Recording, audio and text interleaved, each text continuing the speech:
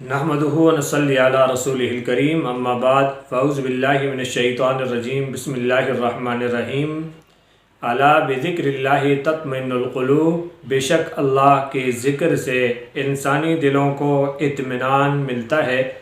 محترم ناظرین اکرام، ہم آپ کو اپنے یوٹیوب چینل آپ کے خواب کی شرعی تعبیر پر خوش آمدید کہتے ہیں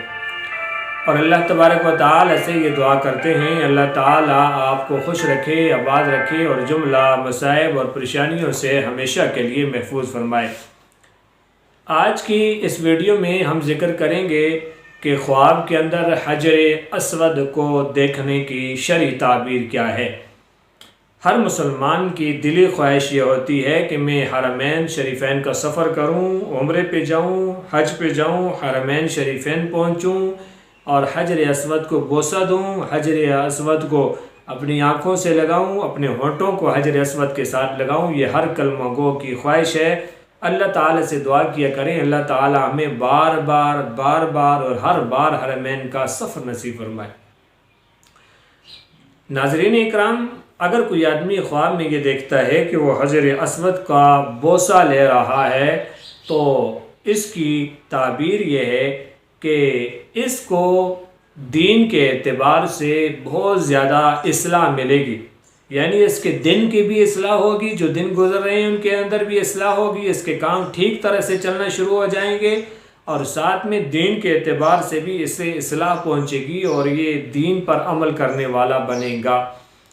اور اگر یہ شخص یہ دیکھ رہا ہے کہ حجر اسود کو ہاتھ لگا رہا ہے تو فرمایا کہ اس کی تعبیر یہ ہے کہ وہاں حجاز میں رہنے والے لوگوں سے یہ فائدہ حاصل کرے گا اور وہ لوگ اس کو نفع دیں گے، ان کے ذریعے اسے بہت سارا نفع ملے گا۔ اور اگر یہ شخص یہ کر رہا ہے، خواب کے اندر یہ دیکھ رہا ہے کہ حجر اسود ہے اور یہ اسے اکھاڑ رہا ہے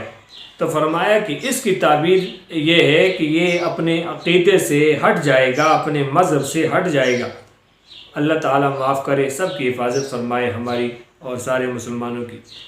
تو فرمایا کہ اس کی تعبیر یہ ہے کہ یہ بد مذہب ہو جائے گا اور اپنا اسلام، اپنا جو نظام ہے یہ چھوڑ دے گا،